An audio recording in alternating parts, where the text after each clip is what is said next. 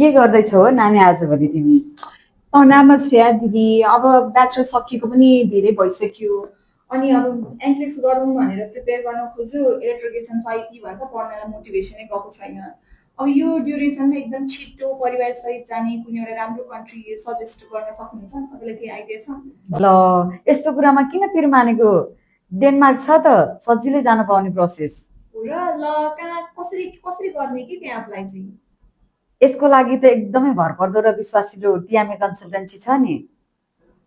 तर फेरि छ नि दिदी, डेनमार्कमा त फेरि कतिजना स्टुडेन्ट गएर नर्सेसहरू गएर चाहिँ फर्केर आउनुपर्ने, भाषाको प्रब्लम हुने भनेर थुप्रै सोसियल नेटवर्किङ साइट्सहरूमा चाहिँ डरलाग्दो त्यो पोस्टहरू पनि आइरहेको हुन्छ। अब त्यो देखेर त मलाई फेरि डर पनि लाग्छ कि यत्रो पैसा इन्भेस्ट गरेर जाउँला, अनि फेरि काम पाएन भने फेरि फर्केर आउनुपर्ने भयो भने त्यसको केही सल्युसन छ त?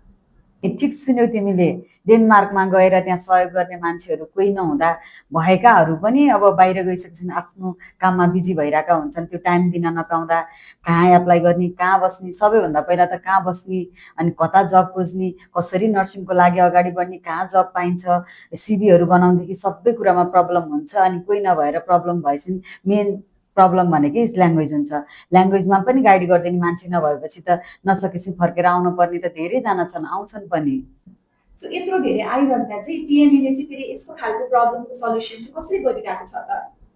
टिएमएले गर्ने रहेछ त नानी। त्यहाँ त दक्ष तथा अनुभवी काउन्सिलरहरूबाट काउन्सिलिङ हुने रहेछ। नेपालबाटै बोल्न र लेख्न सिक्ने गरेर डेनिस ल्याङ्ग्वेज क्लास दिने रहेछ। अनि डकुमेन्टेसनको पाटोहरूमा पनि एकदम छिटो र छरितो तरिकाको गर्ने रहेछ।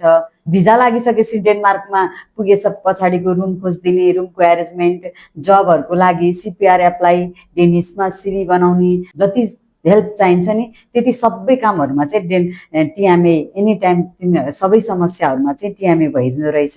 त्यस कारणले गर्दा पनि टिएमए चाहिँ मलाई विश्वास लागेको।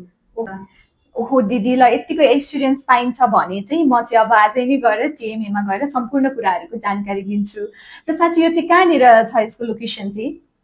यो टेकमी अवे एजुकेसन कन्सल्टेन्सी चाहिँ काठमाडौँ हात्तीसारमा मार्को पोलो बिजनेस होटलको पछाडिपट्टि सिद्धार्थ ब्याङ्कको नजिकै रहेको छ।